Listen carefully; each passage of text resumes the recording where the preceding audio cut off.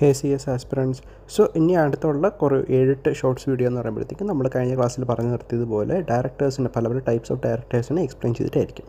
So ഇന്നത്തെ class നമ്മൾ തുടങ്ങാൻ പോകുന്ന അഡീഷണൽ ഡയറക്ടറിനെ എക്സ്പ്ലെയിൻ ചെയ്തുകൊണ്ടാണ്. സോ ഫസ്റ്റ് ക്വസ്റ്റ്യൻ തന്നെ, എന്തിനാണ് നമ്മളൊരു ഡയറക്ടറിനെ അഡീഷണൽ ഡയറക്ടറായിട്ട് അപ്പോയിൻറ്റ് ചെയ്യുന്നത്? സോ ഒരു സിറ്റുവേഷൻ ഇമേജ് ചെയ്യാം. ആ കമ്പനിയിൽ പെട്ടെന്നൊരു ഫൈനാൻസ് അല്ലെങ്കിൽ ലീഗൽ എക്സ്പേർട്ടിന് ആവശ്യമുണ്ട്. പക്ഷേ അടുത്ത ഷെയർ ഹോൾഡർ മീറ്റിംഗ് വരെ ഡയറക്ടർ, അതായത് നിങ്ങൾക്ക് എല്ലാവർക്കും അറിയാം, ഷെയർ ഹോൾഡർ മീറ്റിങ്ങിൽ മാത്രമേ ഒരു ഡയറക്ടറിനെ നമുക്ക് പെർമനൻ്റ് ആയിട്ട് ഒരു ഡയറക്ടറായിട്ട് അപ്പോയിൻറ്റ് ചെയ്യാൻ പറ്റത്തുള്ളൂ. അതുവരേക്കും പുള്ളി അഡീഷണൽ ഡയറക്ടറായിട്ട് സെർവ് ചെയ്യാൻ പറ്റത്തുള്ളൂ.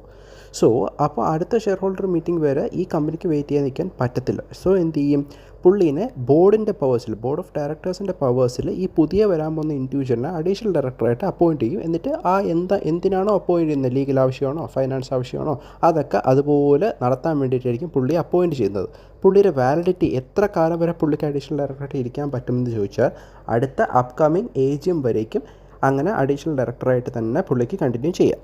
അല്ലാന്നുണ്ടെങ്കിൽ എപ്പോഴാണോ ലാസ്റ്റ് AGM നടത്തേണ്ടത്, അതായത് in normal situation it is 30th September ആണ് നോർമൽ സിറ്റുവേഷൻ AGM നടത്തേണ്ടത്. അതുവരെ പുള്ളിക്ക് എന്ത് ചെയ്യാം, കണ്ടിന്യൂ ചെയ്യാം. അടുത്തത് അഡീഷണൽ ഡയറക്ടറിന് ഗവേൺ ചെയ്യുന്ന സെക്ഷൻ, അതായത് section 161 subsection 1 of companies act ആണ് അഡീഷണൽ ഡയറക്ടറിനെ എന്ത് ചെയ്യുന്ന ഗവേൺ ചെയ്യുന്ന സെക്ഷൻ വന്നിട്ട്. നമ്മൾ വളരെ സൂക്ഷ്മമായിട്ട് ആ സെക്ഷൻ നോക്കിക്കഴിഞ്ഞാൽ നമുക്കൊരു കാര്യം മനസ്സിലാവും. അതിൻ്റെ അകത്ത് പറയുന്നതെന്ന് വെച്ച് കഴിഞ്ഞാൽ the board of directors can appoint an additional director if companies article of association permits. ആ ഒരു പോയിന്റ് വളരെ വളരെ ഇമ്പോർട്ടൻ്റ് ആണ് വെൻ ഇറ്റ് കംസ് ടു നമ്മുടെ പ്രാക്ടിക്കൽ ലൈഫിൽ. നമ്മളൊരു ആർട്ടിക്കിൾഷിപ്പ് ചെയ്യാൻ പോകുന്ന സമയത്ത് പല സമയത്തും നമ്മളുടെ ഡയറക്റ്റ് സീനിയേഴ്സ് അസോസിയേഷനെല്ലാം ചോദിക്കുന്നത് AO ചെക്ക് ചെയ്തായിരുന്നോ എന്ന് ചോദിക്കും. അപ്പോൾ അതിൻ്റെ റീസൺ ഇതാണ്.